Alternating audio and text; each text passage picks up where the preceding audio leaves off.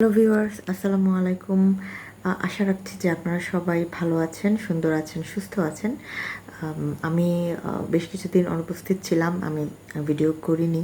আমি আসলে সময় করে উঠতে পারিনি, খুব দৈনন্দিন জীবনে খুব ব্যস্ততা যাচ্ছিল। তো যাই হোক, আমি আবার আশা করছি যে রেগুলার ভিডিও দিতে পারবো, যে কয়দিন দেখিয়ে দিতে পারি গ্যাপ না দিয়ে। তো আমার যারা ফলোয়ার্স আছেন এবং যারা আমাকে কমেন্ট করতেন, তাদেরকে আমি আবার শুভেচ্ছা জানাচ্ছি এবং তাদের কাছে আমি দুঃখ প্রকাশ করছি।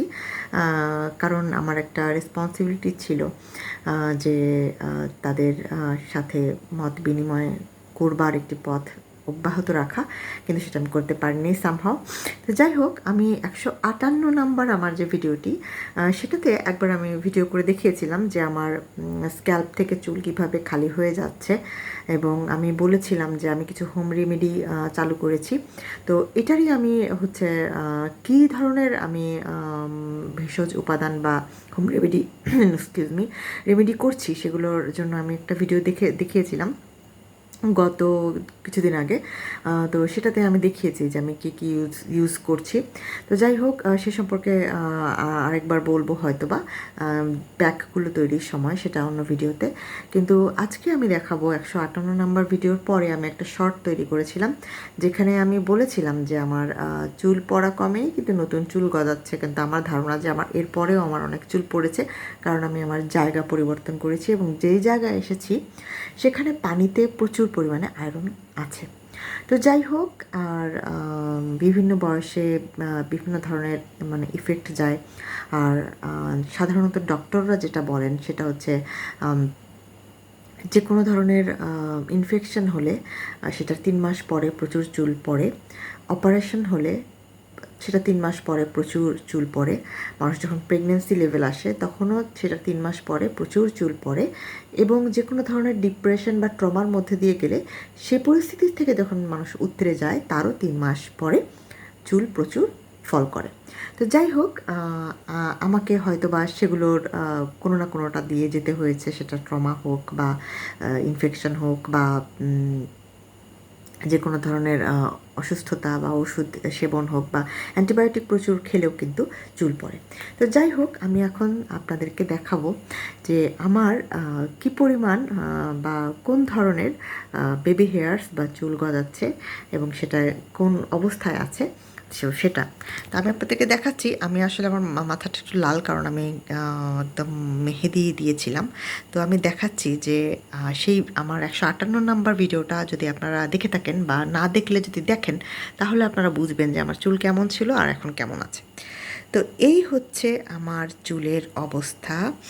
এই তো আমি আমি আশা করছি যে আমি বোঝাতে পারছি যে এখানে আমার চুল লাল হয়ে গেছে, কিন্তু এখানে আমি যদি মানে উল্টো করি এভাবে, তাহলে পরে আসলে মানে বেশ পরিমাণ চুল চলে আসবে। আমার সামনের দিক দিয়ে চুল কাটা ছিল, সামনেরগুলো এতটুকু আমি বলতে চাচ্ছি না, কিন্তু এখান থেকে আমি দেখাচ্ছি যে মানে আমি আসলে মানে আমি ভিডিওতে বোঝাতে পারবো না যে এখানে কি লেভেলের চুল মানে আমার গজিয়েছে। এবং আমি যতটুকু ধরতে পারছি ততটুকু ছাড়াও মানে আরও ছোট ছোট চুল যেগুলো আসছে না কিন্তু আছে, সেগুলোও আছে।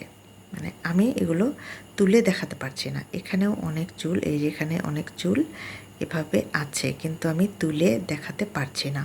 এগুলো সব নতুন চুল। এদিক দিয়েও অনেক চুল, এখানে অনেক ছোট ছোট বেবি হেয়ার যেগুলো খাড়া খাড়া হয়ে আছে, কিন্তু এগুলো মানে হচ্ছে মুষ্টি আকারে আসছে না, কারণ এগুলো আগে গজিয়েছে, পরে আরও গজিয়েছে। এখন সেমভাবে আমি যদি পেছনের দিকে যাই, তবেও আমার মানে চুলগুলো এভাবে গজিয়েছে। আর আমি যদি এগুলোকে মানে এই সাইড থেকে সিধি করে আনি, তাহলেও আমার এরকমভাবে বেরিয়ে যাচ্ছে। তো এই হচ্ছে আমার মানে চুলের অবস্থা।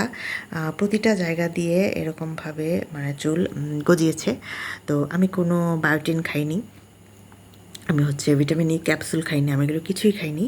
আমি আমি জানি না, আমি এগুলো কিছু খাইনি, কিন্তু যেটা সত্যি কথা বলতে আমি হচ্ছে কেশরাজ, তারপর হচ্ছে আমি নিজে ভেষজ তেল তৈরি করে দিই। সেটার মধ্যে হচ্ছে আমি মেথি, তারপর জবা ফুল, নিম পাতা, বাদাম, তারপর হচ্ছে ওইটাকে কি আমলা, শিকাকাই, রিঠা, তারপর যেটাকে বলে আর কি যে তিল, তিসি, কালিজিরা, তারপর আরও যেন কি আছে ওটাতে কিছু লবঙ্গ, আর হচ্ছে আদা, রসুন, পেঁয়াজ, এগুলো সব একসাথে, অ্যালোভেরা, এগুলো সব একসাথে আমি নিজেই মানে জাল দিই, কারণ যেহেতু আমি জানি যে প্রসেসটা কীরকম, তো জাল দিয়ে আমি হচ্ছে এই তেলটা তৈরি করি নিজেই।